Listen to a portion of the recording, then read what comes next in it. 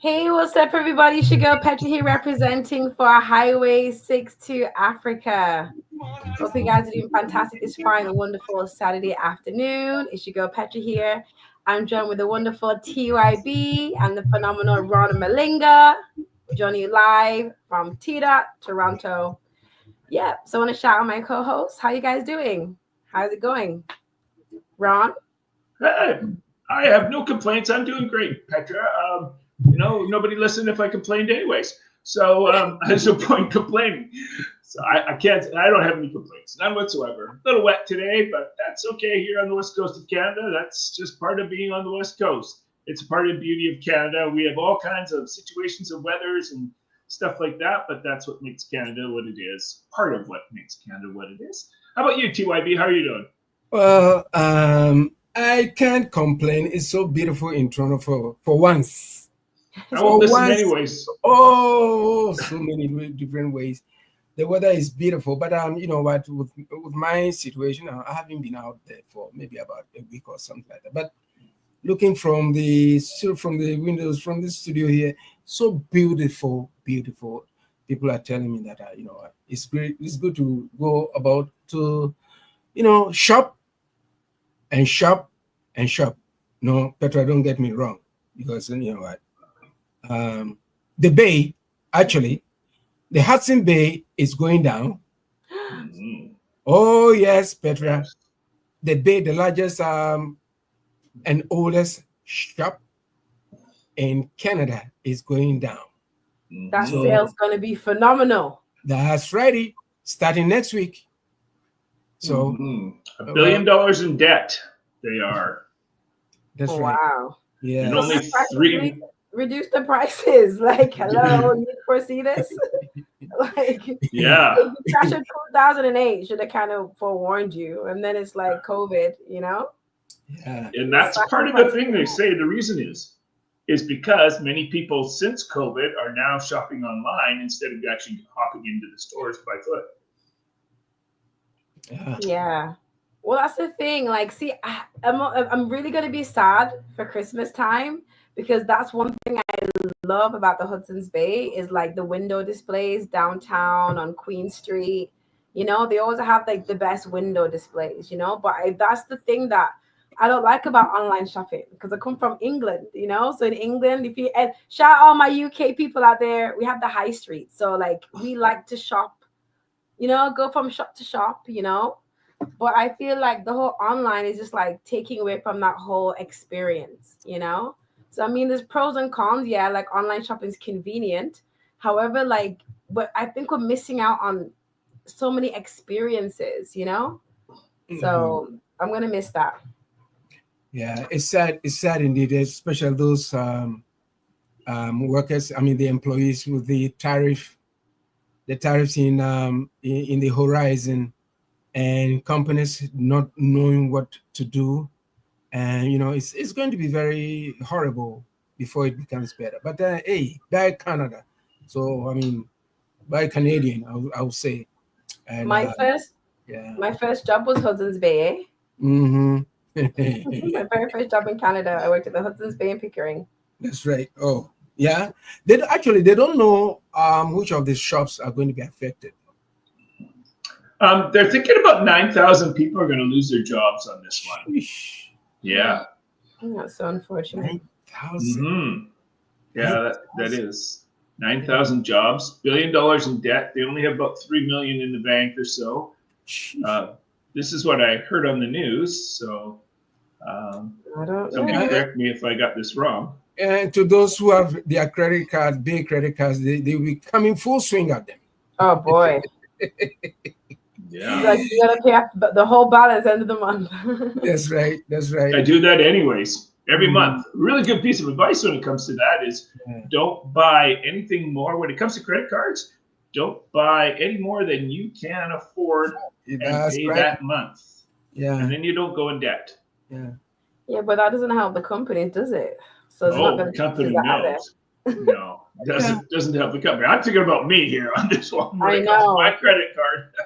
When you think about why they don't teach things like financial literacy and like why don't you teach the young people that, you know? I did. They don't want them to because they make money off the interest. So you got to Yeah. be wise enough to know that. Yeah. And Petra, Kokoti, kicked the can too, eh? I know. A lot of these big stars are going. Kokoti. Yeah. So many artists are, going, and you know what? Like I always say that we are here today and tomorrow we're gone, because the next second, the next hour, the next minute, the next day, the next week, the next month is not promised to anybody. Exactly. So they came to do their jobs, and it's time for them to go. But it's so sad that artists like of his caliber should go now. Anything new in the world of reggae, Petra, apart from our brother's passing or any other thing? So it's your show. Go ahead. Well, it's our show, and essentially it's the people's show, you know. So we just kind of speak about things in general, you know.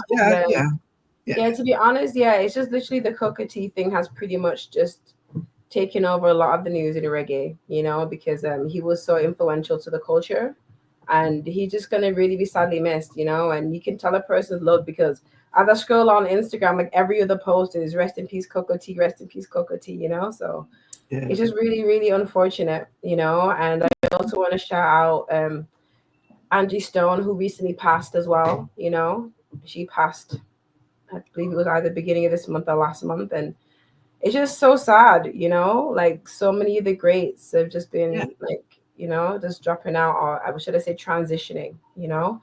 So during these kind of times, it just kind of makes me just reflect, you know, on their contributions to the world, and then just sending them and their families and their loved ones love, and also just in reflection in my own life, and knowing that, you know, I can't take anything for granted. We shouldn't take anything for granted, you know. We should really just embrace every moment. There's a reason why they call the present the present, like this time the present, you know, it's a gift, because, you know, the past is gone, never to be seen again. The future, we don't know if and when it's ever going to come. So we have to just embrace and enjoy the now. Yeah. Mm-hmm. Yeah, good point. Good piece of advice too. Yeah. It's like yesterday, a friend of mine I hadn't seen for a long time called me, and he was also an artist manager, and he was calling, and the last time I spoke with him was when he had lost his wife. So he went away, came back, and he called me, and then we were talking, and we we're having a very good chat, and I said, you know what, where is this person? He said, oh, that person passed away. I said, what?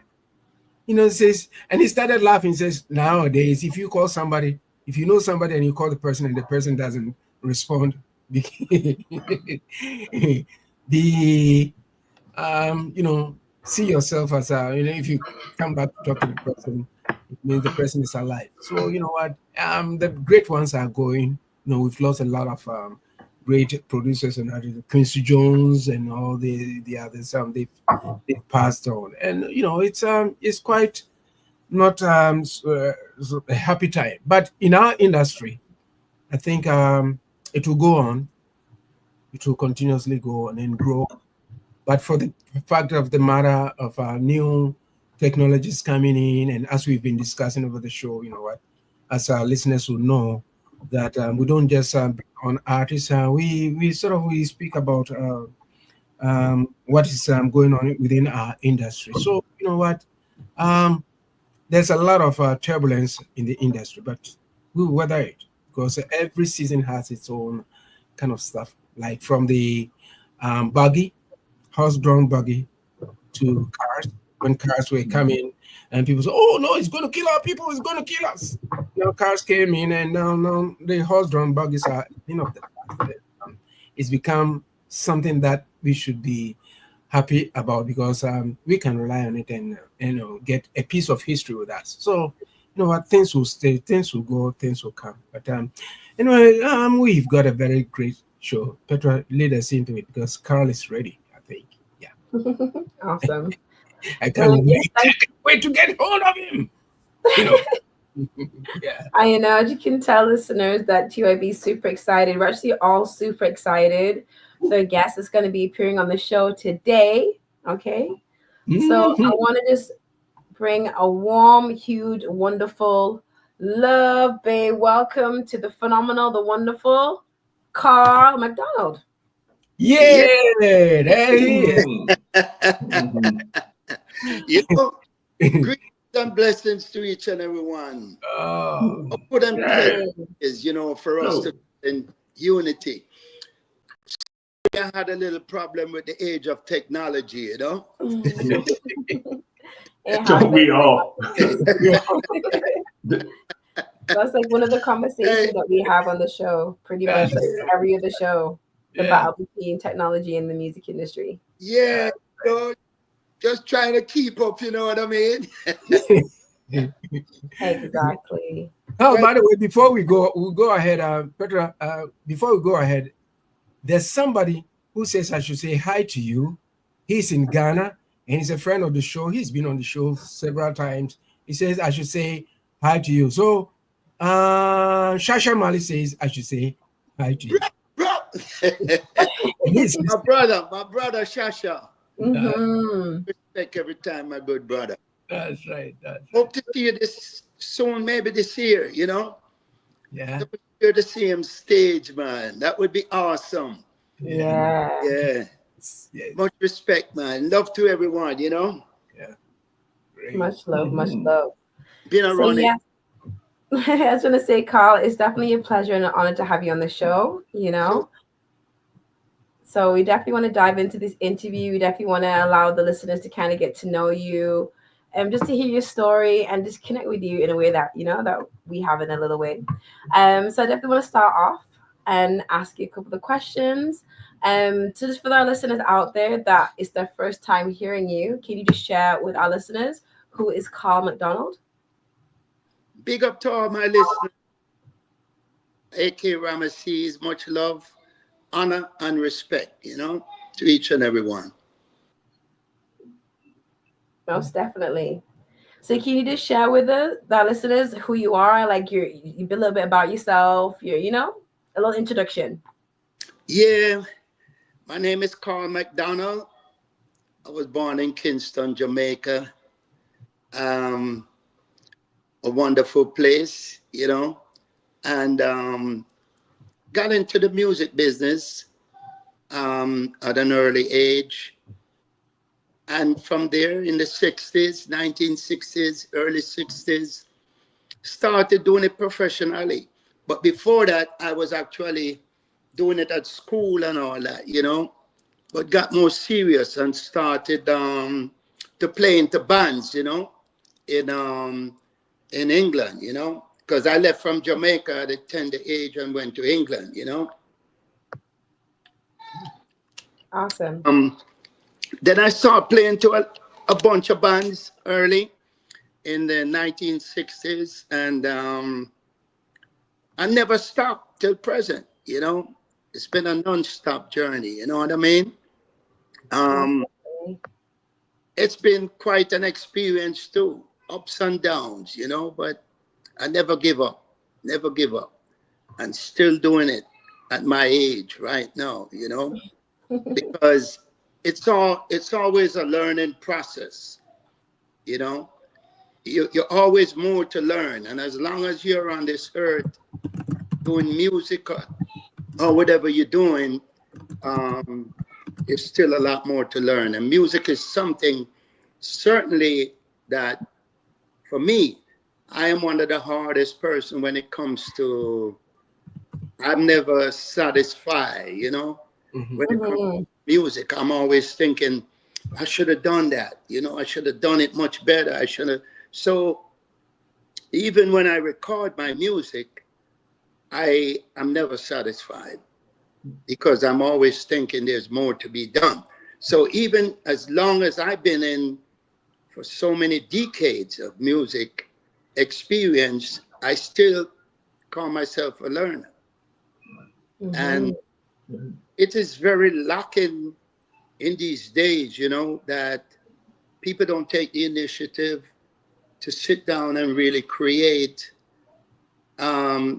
music in the field, in many different fields. But I think mostly you're saying pertaining to reggae music, right?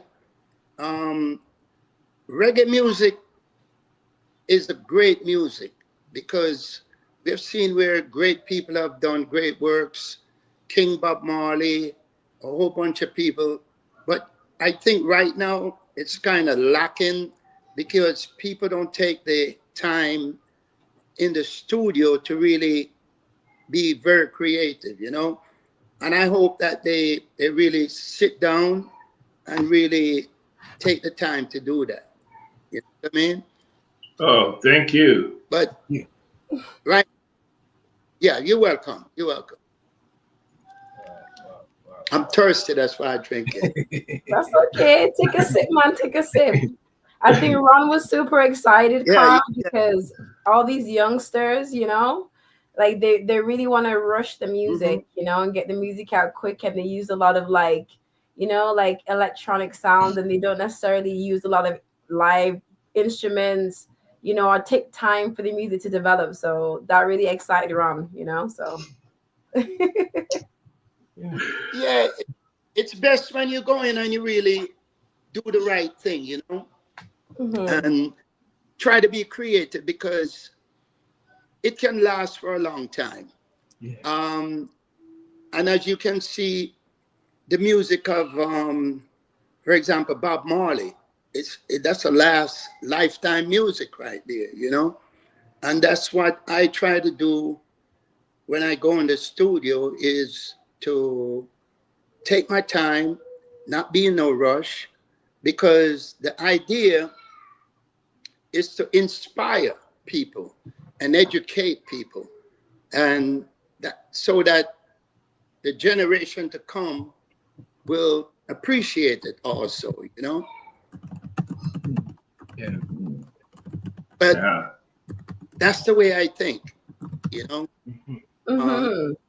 Many might not agree with me, but I'd rather go that way, you know? I have a question just based off something that you just said, right? You were talking about the time period. I wanted to ask you, like, do you feel like the pace of reggae music fits the time period that we're in right now? Because I'm also a reggae artist, right? And I love reggae music, you know, but just like you, I know it's a bit of a struggle. And I always like like at this moment, like I've taken a bit of a step back from the music because like you, I agree, like good music doesn't have to be rushed, you know.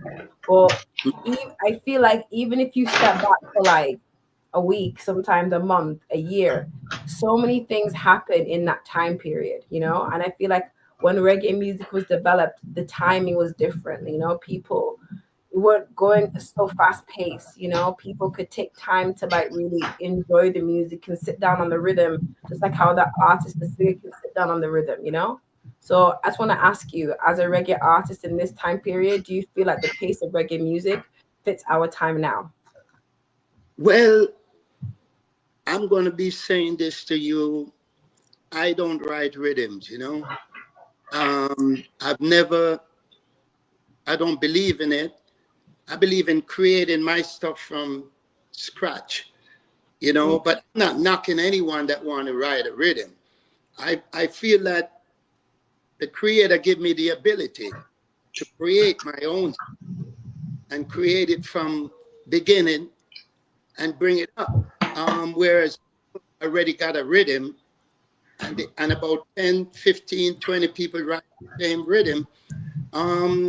Quite a few people got successful with that, but that's not where I'm at. I'm not at that.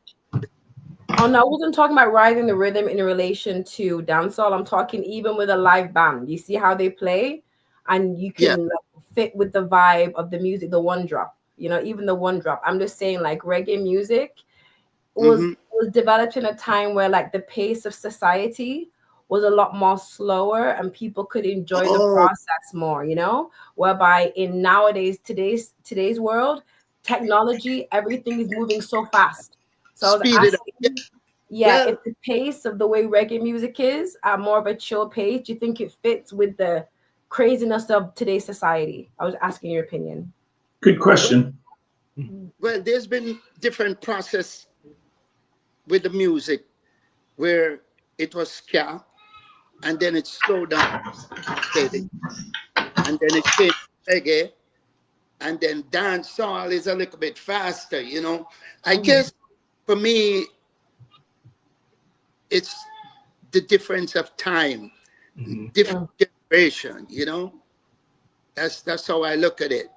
That the younger ones want something more up tempo, whereas during my time, you have the slow, the rock steady, because I used to be chuck, chuck, chuck, I think you know that, right? And then they slow it down to rock steady, do do do do do do do do do, and then it came to reggae, which was chaka chaka, slow down, and then dancehall, pick it up again, and bring it up a bit more. I think it's basically what one likes, I think the younger generation likes something more fast. That's how I see it. I don't know if I answered it properly, Yeah, no, I like your response. I'm just gonna ask one more if I pass it on to Ron, because like you said something that sparked it. I was gonna say like, because I'm always curious to know, because you made some good points about what the youth of today want, right? When it comes to the music, they want music more fast paced, right? But I always Yeah. like to think about like what was it about reggae music in like the 70s, like the time period, like late 50s, 60s, 70s to the 80s. Like what was it about reggae music in that time that the young people gravitated towards that Mhm.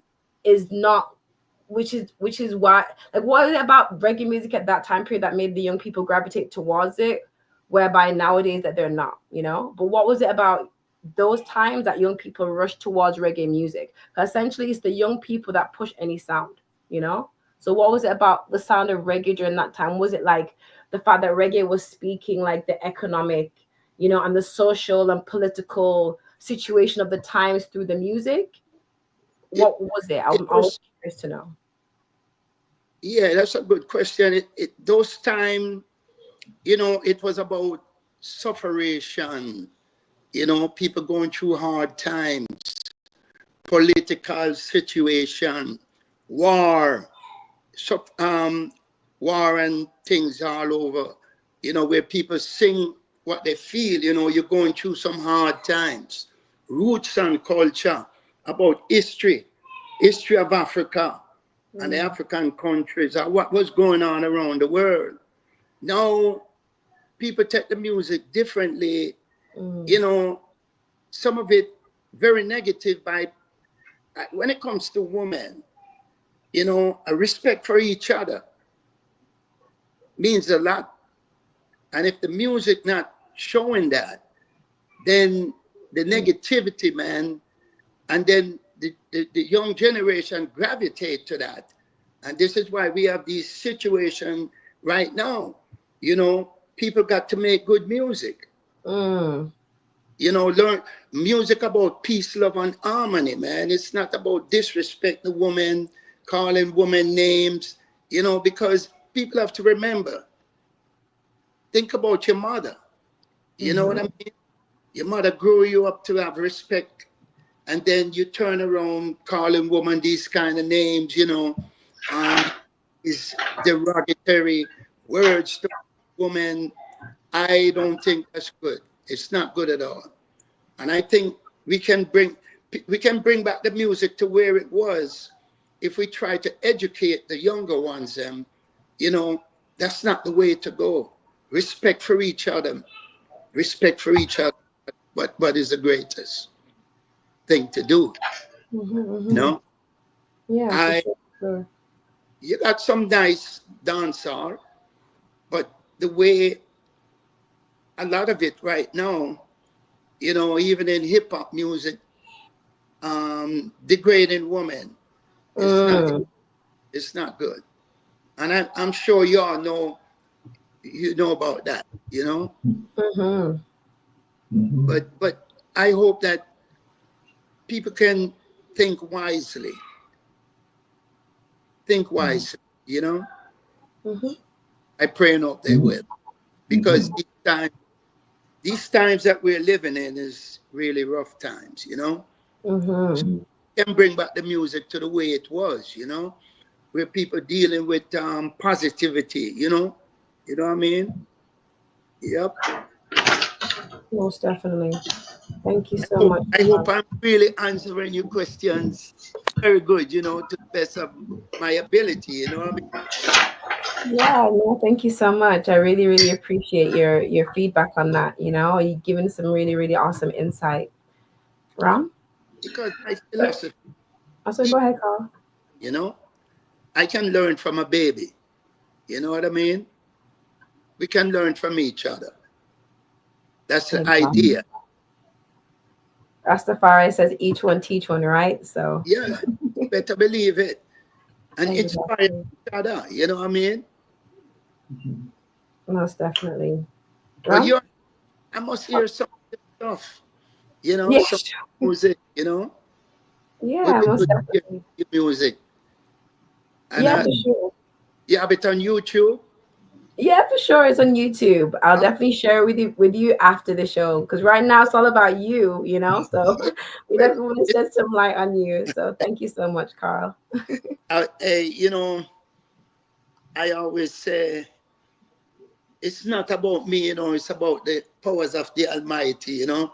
I'm just a servant, you know what I mean? Amen. Be a servant in this journey, you know what I mean? And I always try to be very laid back and humble, and I don't really focus all that on myself, you know. I just be very laid back. Yeah, it's the best way to be, you know. Go with the flow, you know. Yeah. But yeah, you're a pretty young lady, and you're very talented, and thank you. You know, longevity in this business, you can probably do the same, you know. Yeah. I don't years anymore, you know. It made me feel like I'm getting very, very old, you know. Grand, great, wise. You know what I mean? Wise in the industry. Yeah, age is just a number. All right, thank you. I respect that, you know. But like I say, my music, from my coming up as a young youth, it's always about Africa. You know, I've always wanted to learn about African history, and my music was always geared towards Africa, you know, because Africa is the original, you know what I mean? Is the original. Until this day, my music still, I make a lot of music pertaining to Africa, but a lot of it is to inspire people and ignite the imagination, taking people on a journey beyond the physical realm, you know. That's how I put it, you know. Yeah. Carl, can I ask you, I had to take some notes of things that you've already said. One is, I like your idea. I know what it's like when you look back at things and you said, oh, I could have, or I should have, or I would have done this differently. That happens all the time to all of us. And I think those of us who look at our music will always do that. You always said to keep learning. As a teacher, I did as a teacher for many, many years. I like that. I can't stop learning. I mean, every day I'm trying to learn something new. So you are not alone, my friend. Thank you. The other thing that's interesting, you call it, and I think that's very interesting that I don't see people doing as much anymore, that you seem to be really into. You said making rhythms. The term that young people use is called beats. They call them beats. I picked up a beat and then I just started singing to it. Sounds like you're a little bit different, more of my generation, where you start from, okay, let's find some chords here and let's start going, or let's go with the drum beat or something. Yeah, which is really great. Your age, maybe it's showing, because that's good in the way that I'm curious, though, in saying all this, is you say you wish things would go back to the way they were. Do you think that is ever going to happen? I think right now, yeah, what was in the beginning, so shall it be in the end, you know? I think really I am so used to the old style of creating that it's too easy now, you know, everybody just use this technology, you know, where, you know, you make a beat and everything is it just electronic. And you're not using your hands to actually do the thing that you're supposed to do, playing the actual instruments. It's like touch button, you know. Yeah. You know, I am not really into that. Yeah. Oh, I can understand this completely. I play many instruments and I love it because to me it's one of the joys it brings to me in my life. Sitting on a computer does not. Sorry to say. But it's that work where it's hands-on that really makes a difference. But you have been exploring a little bit of electronic stuff in terms of like what you did with Lucy, or how did that go and what did that feel like? Yeah, well, that I do some house music, yeah, you know, and I enjoy my mind for music. I have a wide open mind. I don't like to just have set one way. I like all kind of music, blues, jazz, reggae, everything, even country and western, you know, and rock music. I used to play in rock and roll bands in England, you know. I'm just a person with an open mind because when I look in the universe, you know, you see all these planets where none of us can count nothing like that. So the idea is to be universal, always have a universal mind, you know? Yeah. Because if you're stuck in one barrel, you know, mentally, I can't do that. I can't do it. I just have to have a wide open mind to be universal, to be able to inspire people in many different genres. You know, that's how I feel. And be creative in it at the same time, you know? Yeah, kudos to you. I do the same. There's not much I don't listen to other than stuff that's really vulgar or rude. So I'm the same way. I love so many different genres. Go ahead. Yeah. Sorry about that. Sorry. No, that's okay. I was just saying I'm very much alike. I agree with you completely. TYB, let's get you in the platform here. You haven't had a chance yet. So quiet, TYB. No, I'm so amazed, and this conversation has been long overdue, and I'm so happy that we've gotten our brother here, and he's giving us some gems here, not only to the ones here, the four of us here, but to so many people listening on the radio, as I can see around the globe. I've been following Carl for some time. He's an inspiration to me, I would say, because when I listen to his music, he's covered it. That it tells you where we are, who he is, and his mindset. My question to you, Carl, is what inspires you to make you do what you're doing? Because you've been around, you were there, you are still here doing what you're doing. And it amazes me whenever I listen to your music and I'm saying, or I watch you on some of your shows on YouTube, and I say to myself, man, when is this man going to stop? And you inspire so many people, and the people come to your shows and they are so like elated. What has made you who you are, and what has inspired you until now as we speak? What inspires me? Why haven't you retired? That's the question. I can't do that. As long as there's life, there's music.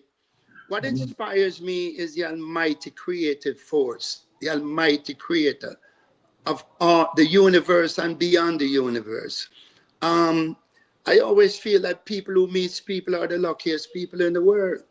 If we can get up every day and just learn to live in peace, love, and harmony, man, this would make this world great, a greater place to live in, because what else? We can't go to another planet and live. Mm-hmm. We can't. We wouldn't live. We wouldn't be able to survive. Yeah. And when you look at Earth, I was just looking at Earth, it's just a little dot in the whole galaxy. Yeah. You know what I mean? Just a little dot. And if we on this little dot, this place called Earth, why we can't just live together as one? What inspires me every day is just getting up and seeing a new day and be able to meet people, smiling. I mean, just the idea to get up every day and give thanks to the Almighty Creator for life, the journey, I love and respect people, man. I mean, everybody's not the same, but we have to learn to love and respect each other. We can disagree, we're going to disagree, but we have to learn to respect each other. That's the main thing. And that's how I really sit down and try to write my music, about everyday experience, going different places, meeting different people. It's a great feeling, because I'm just a person, I just walk with love in my heart, man. I can't do no other way. Just have love right here for everyone. That's right. That's right. Yeah. Even the people that don't like you, even the people that don't like you, just love, man. It's all love. Everybody, as I always say, for things to work on this earth, you can't have light. You can't have light without negative and positive. It's a balance. Everything is balance. One can't live without the other, So it's like fire and water can't do without fire. Fire can't do without water. That's right. It's the same thing in our daily comings and goings. If we learn to just respect each other and understand people in their daily coming and going, everybody not going to be the way that you want them to be, but why should they? Everybody have a own mind, a mindset, You just have to know how to treat people as how you would want them to treat you in return, Yeah. So words from the wise. Yeah. That's right. That's right. And a follow-up question will be, you did a rendition of the Redemption song. Yeah. I love it. I really, really love it. What made you go that route to put that? Because I'm entreating all the listeners out there. Go find it. The Redemption song by MacDonald. You will love it. Yeah. Yeah. Oh, what made you do that? Because everybody would have, people would have expected you to do it in a very different reggae kind of way, some dancehall or something, but you took it to a different realm. What made you do it? And you did it right. Seriously. Some producers from Italy came on Miami Beach, which we call South Beach, and I was playing on South Beach, and they said that they have an idea if I would be interested. So they have this studio on Miami Beach, and I went there, met the person who had the studio, and we sat down and talked. And the idea just to do that, I love Bob Marley. Bob Marley, great music, great, So I just say, I take a chance and do it. But I don't know if anybody was going to like it. Oh, no. You have a fun right here. So I'm the listeners around the globe. Those listening to us right now and those viewing us right now, go check it out. Redemption Song by Carl. Oh gosh. Mhm. Yes. Right? And before I go ahead, we have Leroy Graham Jr., your manager. He wants to chime in on something a question that Petraa posed. So I'm going to bring Leroy to chime in. That's my brother. That's right. Hi, Hey, Leroy. Leroy. Hi, good There. afternoon. How you doing? Good evening. Very nice. Yeah. Thank you very much. No, Mhm. it was just a very interesting question Petra was asking in terms of the music, and I think what caused the music to change is that it's more commercially driven, and this period of instant gratification. So Mhm. people put less effort in terms of the type of message, you know, don't really think things through the type of message that they want to put out there. And really, what's ruling everything is the dollar sign, right? Yeah. Hmm. Not thinking about how it influences the young minds that are listening to these children, how it influences people, not really um, educating and advocating like before. In the times, as was mentioned before, time is just a space given to us, right?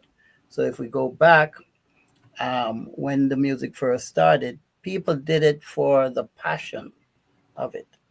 People were doing it, such as Bob Marley, were doing it because the marginalization of individuals. People weren't uh, up in terms of what was happening politically and so forth. And so, as a means, to increase the hopefulness in individuals, Bob Marley decided to focus on messaging. Individuals such as Burning Spear. You look at Burning Spear continued to be consistent in terms of his message, culture, and their message. And if you look at Carl's music, going from way back, it's always been inspiring and it's always telling a message. If people do the right things, the money will come. And if you can take care of business the proper way, which we're going to speak to next week in terms of your copyright and stuff like that, and you make good music that can stand the test of time, the music will come, the money will come with that for the test of time. An example is Bob Marley and other, great writers such as Bob Dylan and so forth. So, um, but one has to be, conscious enough to see what's going on and want the best for themselves and for people. And the only way to convey these things properly is through the music. So Awesome. it was a very interesting question. Awesome.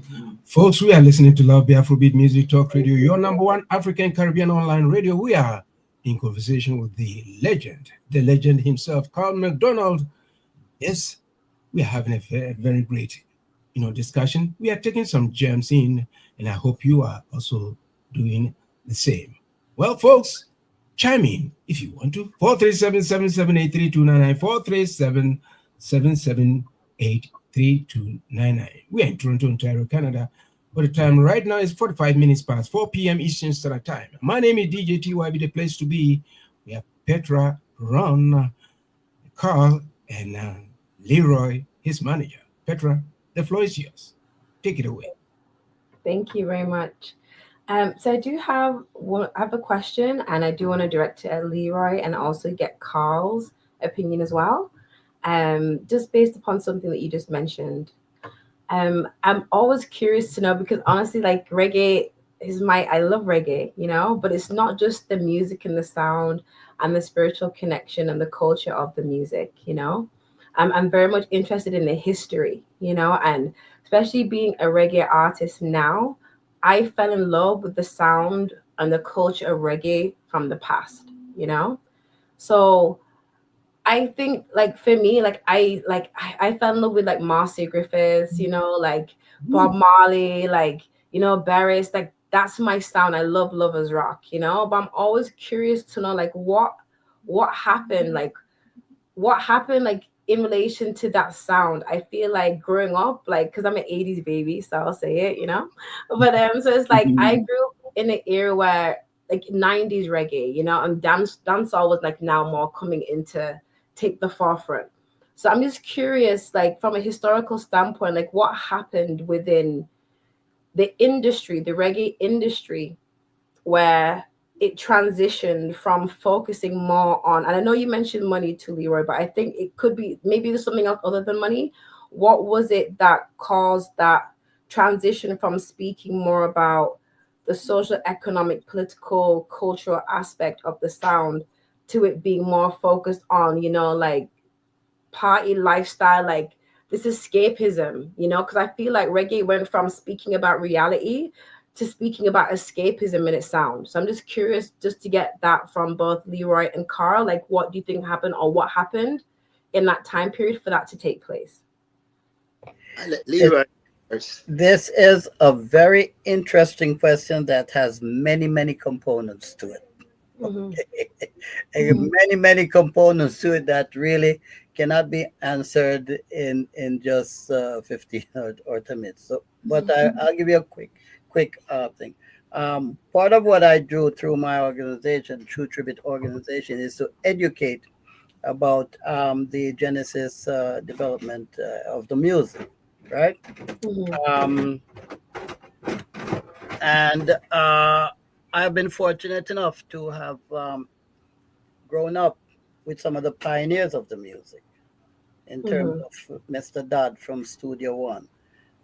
All those artists from Delroy Wilson, Ken Booth, you know, these artists that I've, as a kid, I performed with them.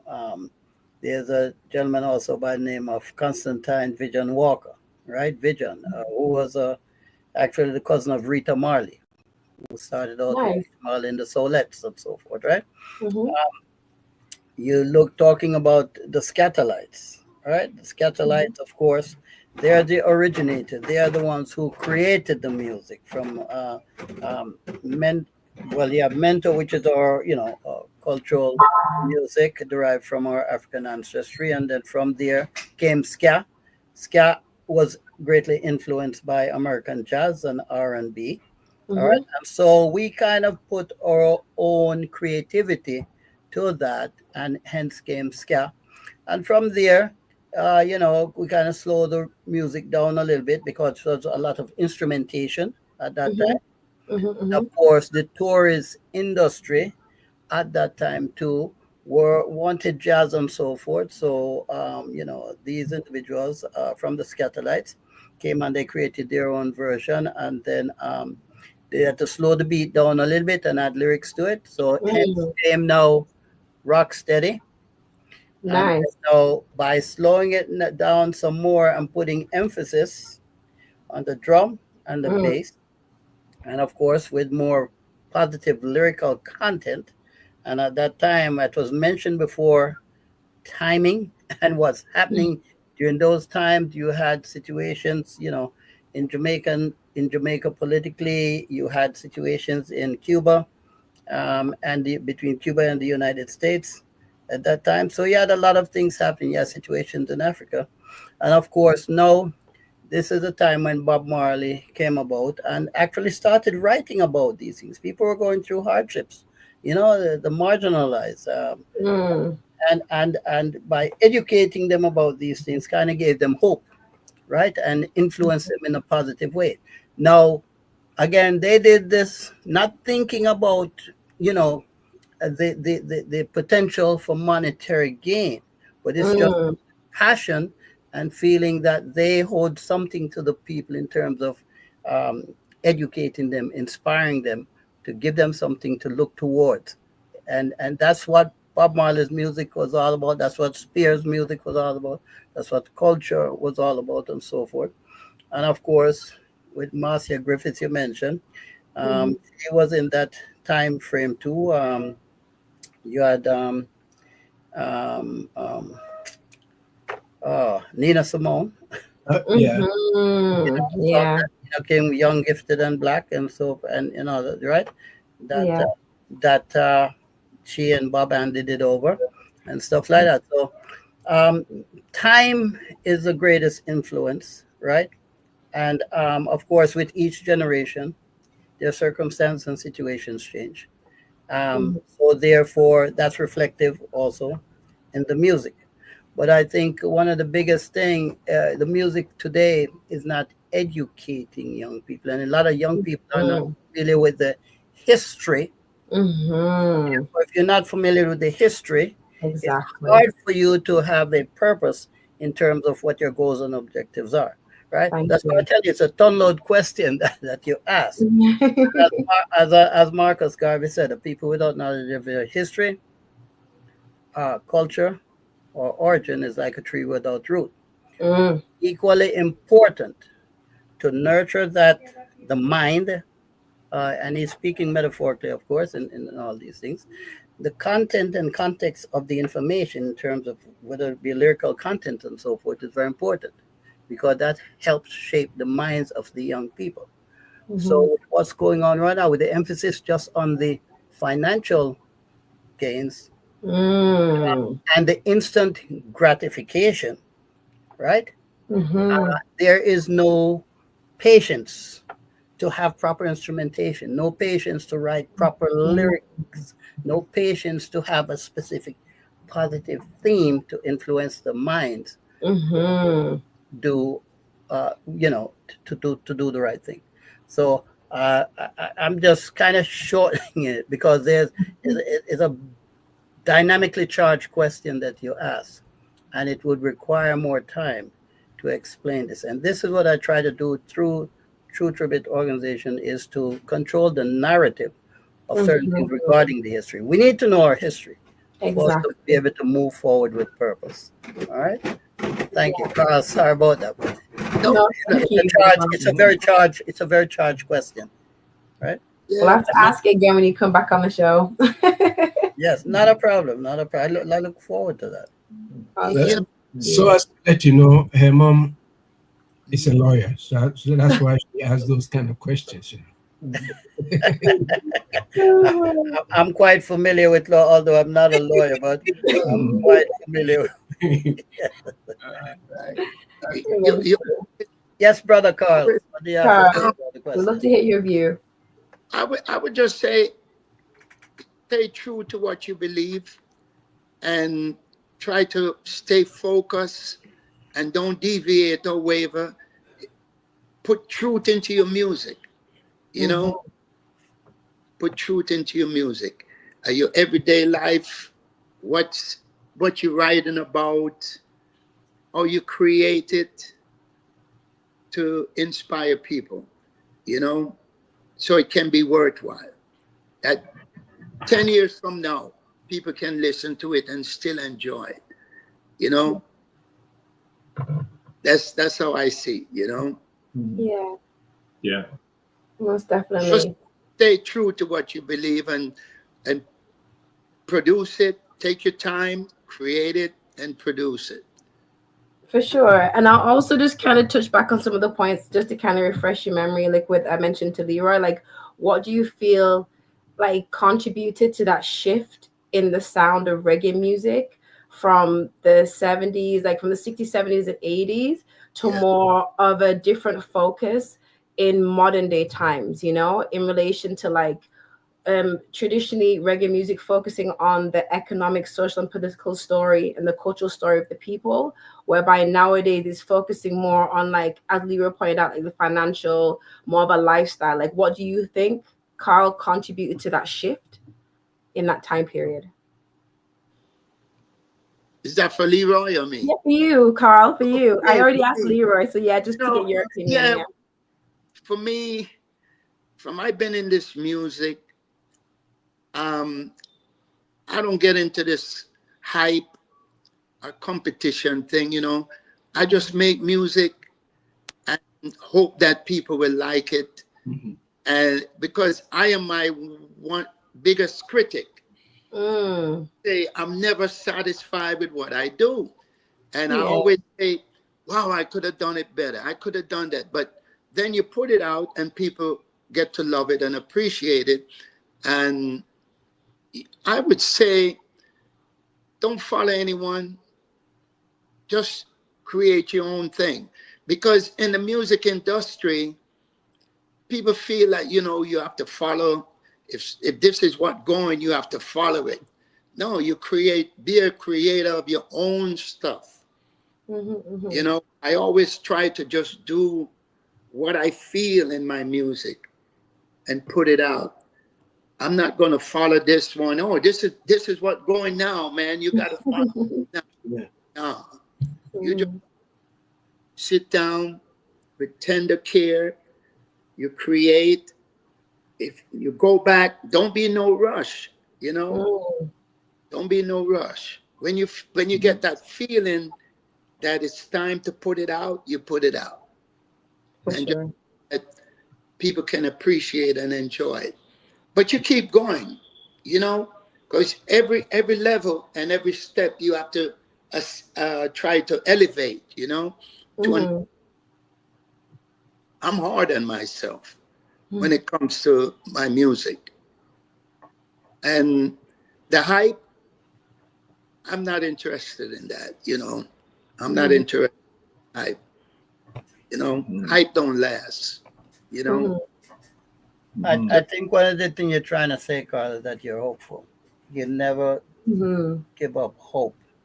Although, you know, the focus might be on the financial aspect of it and so forth.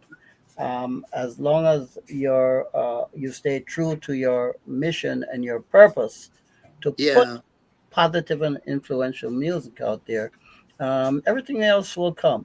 So I mean, your question is a very good question, Petraa. Yeah, it is. Right? Yes. And I think I just what know that people, I think to just stay focused, and believe me, you see things materialize for you, you know. Thank you. Be yourself. Thank That's you. how I see it. Thank you. Wow. Because as I say, every step that you take, it's a learning process. No matter how long you're in this business, don't let nobody fool you and say, oh, I've done this so many years, man. You know, I got this great experience. Yeah, but there's always more to learn. Yeah. There's always. You never stop learning. Exactly. Yeah. Yeah, Ron? You know, as a teacher, I noticed that over the years of teaching, over 3 decades of teaching, that the one thing that got taken out of the system was students playing musical instruments. And what got brought into the system was students, in replace of them, was students working at computers. So computers were the age that kids are starting to grow, have been growing up for, you know, the last 50 years. And I'm curious to know if this is making much of a difference on the music we're hearing, with kids just sitting down at a DAW, putting beats together and saying, hey, I've written a great song. So I'm curious to know if that's affecting how you approach music today, because so many places I see in the biggest studios in the world, they're still sitting with, you know, with Pro Tools, and then they've got all this hardware as well, of course. So I'm wondering if that's affecting how you write in the studio, or in how the music business is going in general. Question. Leroy? Okay, that's a very interesting question, Ron. I'm also an educator, Ron, so I understand your question perfectly. And I think one of the biggest detriment to the educational system is the lack of focus on the arts and the lack of focus on athletics, especially when it comes to the arts. And yes, you mentioned the fact that yes, children are now very adapt to pick up their computers instead of probably reading a book, right? Correct. Yes, And absolutely. as mentioned before, you know, they have lost sensitivity in terms of how to properly socialize and interact with people, and that's reflective in their lyrics, right? Yes. Again, with it being so commercially driven, economic wise, you're talking about the production of music, right? A lot of these young kids can't afford to go into a studio and spend the time and patience, Petra, that you had mentioned before, that is required. They don't have the patience to learn an instrument for proper instrumentation. They don't have the patience to sit and learn to or read books and learn to write properly and put words properly to convey the message that and the instrumentation or accompaniment to produce good music, right? And again, this is our responsibility, uh, in my opinion, to educate. History is very important. If we don't educate and nourish the minds to be properly knowledgeable and focused, then the end product is what you see. I took computer operations, right? For what? Write computer programs. And the first thing they teach you is garbage in, garbage out. That's the first thing you learn with writing computer programs. Garbage in, garbage out. Meaning, the person writing the program is prone to make errors. Mhm. Right? So the output, if it's written in, that algorithm, these various algorithms that you see, has to be followed precisely. If there's one little error there, then the end result, the outcome is going to be negative, right? So it needs to start with proper knowledge of here, right? And that will manifest itself in different ways in how you articulate the message that you want to put out and how you accompany that music or arrange that music, you know. So yes, it's a very interesting, again, a very interesting question. Yeah, I just see. I had somebody send me a song today, and I was shaking my head. They asked me, "What do I think of this song?" And I tell you, it was so hard to find something positive, other than maybe the vocals were on in key or in tune. But I tell you, the song, the feel of it, just had none. There was just, it was like, this is all electronic. This is, and Right. I'm missing that, I guess. As a saxophonist myself, I'm a saxophonist, right? So, and I have my own group and stuff like that. I've had the pleasure of working on Carl's album, right? And there's nothing more gratifying than creating, and when you're creating something that is meaningful, that's positive, it's self-sustaining. Okay, and I think the Yes. patience that's required to do these things and do it for the right reason, for the right purpose, is not there. So you're a real sexy guy then. TYB. Sax, yes. And guess who my teacher was? Roland Alfonso from the Scatolites. That was my teacher, my mentor. Oh, wow. Yes. Cool. Amazing. well, my question to Carl is, how do you measure success in throughout your career, where you are right now? Yeah. And the second part will be, what message would you give up and coming musicians or artists who are rushing or who rush and who, by virtue of the fact that they are artists, they make one song and it hits, and then so the whole world is, should come after them. And when you put them on a pedestal, on a stage like this, on a platform like this, and you ask them certain questions, they have no answer to those questions. Because back in the day, the big labels will teach you how to behave outside of the studio. In the studio, Motown told you how to dress, how to do this, how to appear on stage, and the whole terrain has changed. And my question to you is, how can we better it? And what would be your advice to these young artists? Because it's a different era right now. But you know what? Like in Ghana, we say Sankofa. Sankofa means if you go back and take it, it's not a taboo. So you know what? What advice would you give them?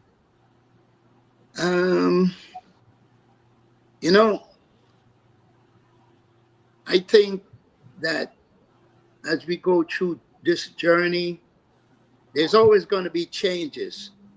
There's always going to be changes, as we hope that there's changes for the best. As I say, for me, I sit up at nights writing songs for years, many, many years. Always, I don't even last night, I don't get much sleep. And look how long I've been doing this. I just think that I believe in the creative way of doing things, and taking time to create it, polish it, and present. I think people, the industry, like Leroy says, it's all about rushing for the dollar signs. Mm-hmm. It's all about the dollar, material wealth. I think people got to get back to the drawing board and do the right thing, like it used to be. Those great jazz players, Miles Davis and all these people put in all those work. We got to go through the process, and if people think that, just rushing, and because you get millions of people buying it, it's going to last. It won't. It won't. Yeah, because the mentality of people believing in those rush business, everything is rush.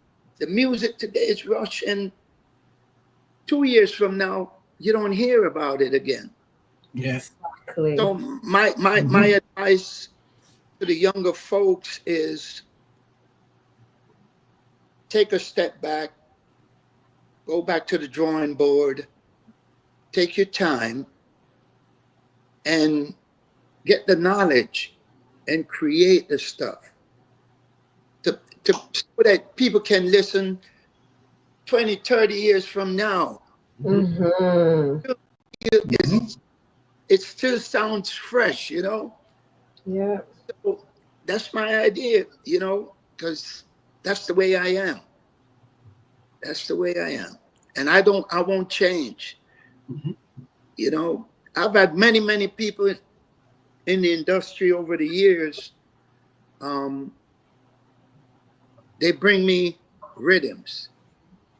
Man, if you write this rhythm, man, I must say this. I think, Leroy, you remember when I went to, you introduced me at Studio One, and I got those rhythms.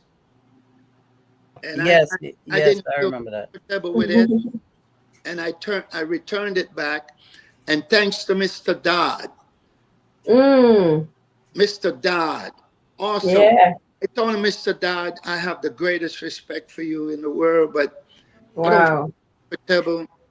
Let me tell you, and that's true because I introduced Carl to Sir D. I worked with Sir D for over 25 years until his death. Wow. And Can you just share with our listeners who Mr. D is, just for those who don't know him? okay, Sir Clement Clement Seymour, Sir Coxon Dodd, Yeah. the first person of color, first black person to open a comprehensive recording studio in Jamaica. Oh. Actually, he was the catalyst for the music industry in Jamaica. That he opened in, I think, 1962 or 63 as the first black person. And also the first person to, record Bob Marley's hit, Simmer Down, right? Oh. Bob Marley, right? Also, the person who brought the Scatterlights together, Scatterlights group, who we know invented 3 genres of music out of Jamaica, right? Carl MacDonald's album. Now, this is for you guys later on. Question: Carl MacDonald's album is the only album put out under the Studio One's label that was not recorded at Studio One, or Wow. that was not Wow. produced by Mr. Dodd. And Wow. that I was able to do through my friendship and relationship with Mr. Dodd, but equally, even more important, through the quality of Carl's music and the message that Carl's music. Because Mr. Dodd was a no-nonsense person. If music didn't make sense and was not positively impactful, he did not put it out. Wow. And the first time in the history of Studio One that Mr. Dodd was not the producer or the executive producer. Right. It's African countries, right? And Oh. yeah, and again, I was the only one that could, because working very closely with him at that time and throughout the years, to have him do that for Carl's album. Answer Theo's question.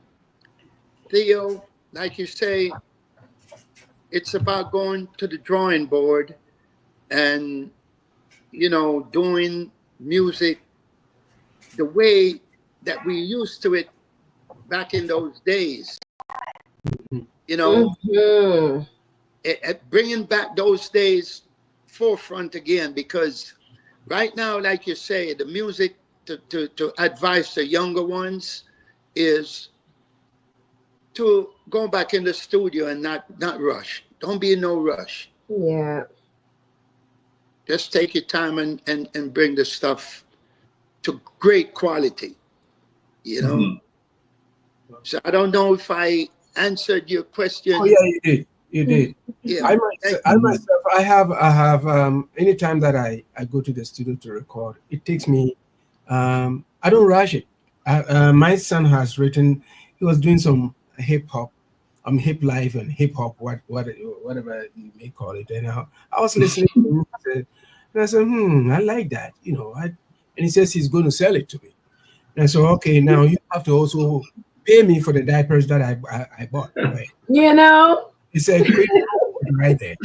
But then I was able to take the music to the studio, change it, put a little bit of jazz, a little bit of reggae, a little bit of everything in there. When he listened to it, he said, oh my God, Dad. I said, no, I'm not done. It's 5 years now. I'm still working on it.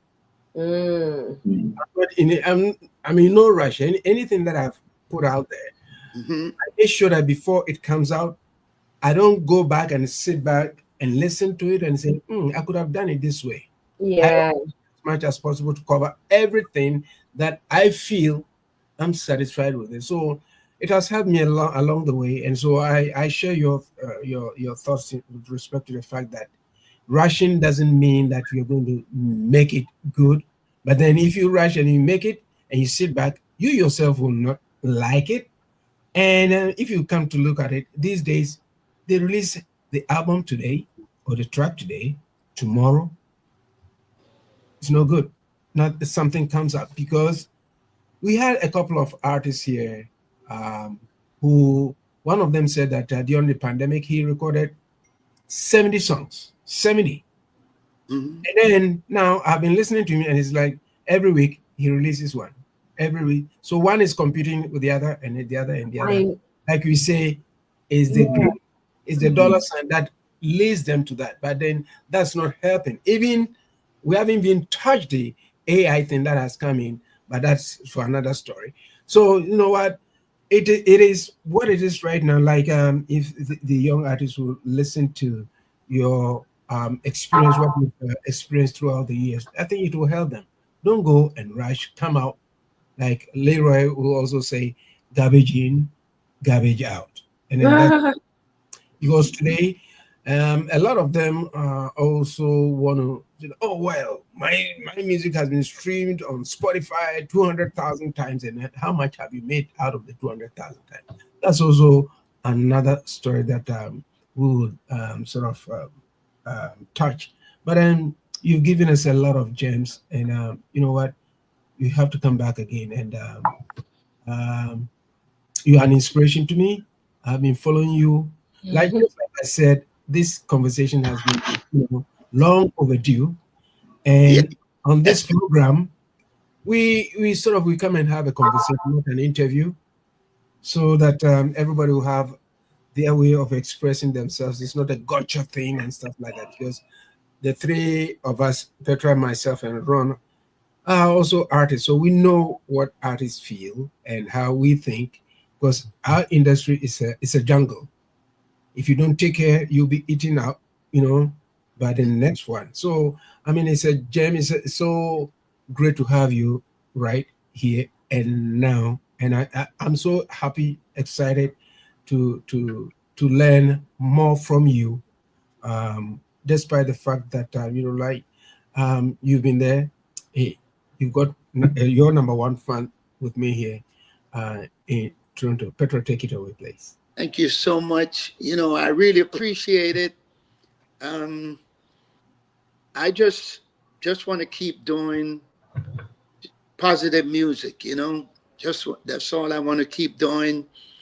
I'm never going to stop. Don't stop. I'm standing up, not giving up now. Girl, they have to see you on stage. You guys, know of any situation, Well, Leroy, he's more dynamic when he actually has people in front of him and spreading the word that he spreads. yeah, I was hoping we could get a little sample. I know it's for the stage, Leroy, but if we could get a little sample, Carl, I just put it because all throughout my journey in this music business, it's like, people go basically for the hype. Mm-hmm. And there's so many artists and musicians out there that don't get the acknowledgement that's due to them because they've been pushed aside by promoters, because the promoters, the promoter feel, they got to be a hype, man. If they're in a hype, listen, the way I walk this journey, and that's why I'm still here, the longevity, I believe in the higher force, the almighty creator of all things that puts us here for purpose. Mm-hmm. And I'm going to live that purpose until the almighty creator says, it's time to go to another dimension. So the way the world is today, no one can stop you but your own self. Oh, yes. Okay? No one can stop you. Stay focused on what you got to do. Don't worry about anybody else. You keep doing your things because you'll be surprised. The internet, everything. It's many, many people. I've traveled to different countries around the world. Let me tell you. You don't just keep doing what you're doing. And don't worry, because I've heard people say, oh man, if you do this, man, you could be on top of the world. You could be the richest. No, that's not what I'm about. I'm about presenting great, positive music, and who can relate to it, it makes me happy. Everybody's not going to like what you do, but sometimes it takes a while for others to like it. Yeah. So everything is a process. Just keep making music that's positive. Most definitely. That's what you got to do. And stay focused. And I'm thankful to all of you. I appreciate you all. We appreciate you too. And to the people that's listening, I'd like to send my love to you all and peace and blessings. God bless you all. Thank you. Thank you. Thank you. Thank you. And I hope that I'll be in your area one of these days and get to meet. You have to. Yeah. Yeah. I can't wait. Can't wait. I perform in Ethiopia and Egypt, but I still waiting for Ghana. TYB. TYB, what's going on? You know what? He's making a promise, and that's not a threat, right? Which one? No, I didn't hear you, Mike.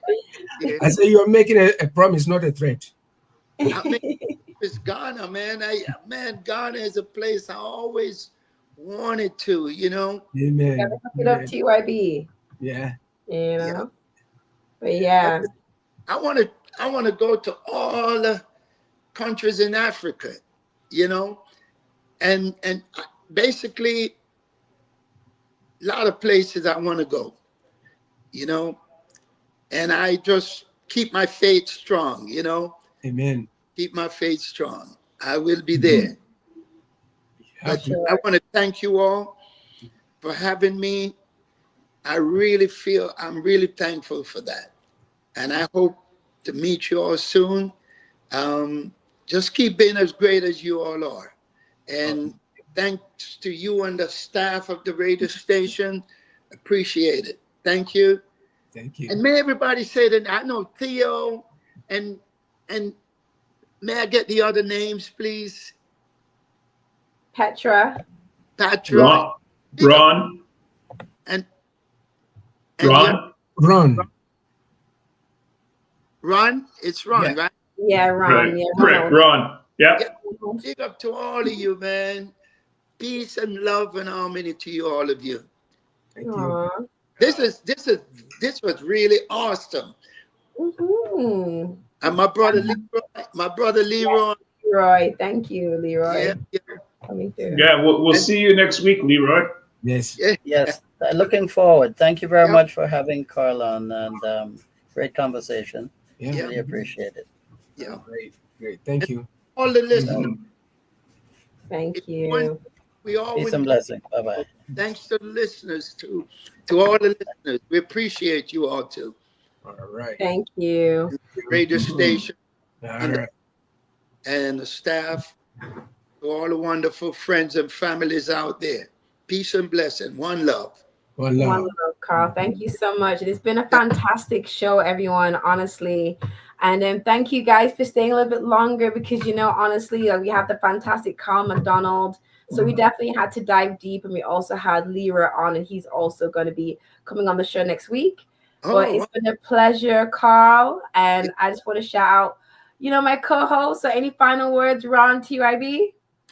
I'd just like to say a special hello to hospital patient shut-ins. Anybody who can't get out of the house today, thanks for joining us today. It's been a pleasure, and it's been a joy having you, Carl, on the show today. Thank you. Same thing with Leroy. Thank you very much, sir. And Theo, finally. Yeah, man. Theo, it's been a long time. That's right. Well, I would like to thank Petraa and everyone who helped to put this show together. You know, it's a special moment. We've gone over. We could have gone much more, but you know what? Whatever goes up must always come down. And you know what? We are so happy that this is your home. Come back again anytime, every time, 24/7. This is your home. And we appreciate taking the time off to be with us today. And you know what? We can't thank you enough, Petraa. Thank you. you. So, Love Bay family, it was another fantastic drive on the Highway 6 to Africa. Hope you enjoyed the scenery, enjoyed our passenger, Carl MacDonald, and you'll definitely find us back here on the Highway 6 to Africa next week with our special guest, Leroy.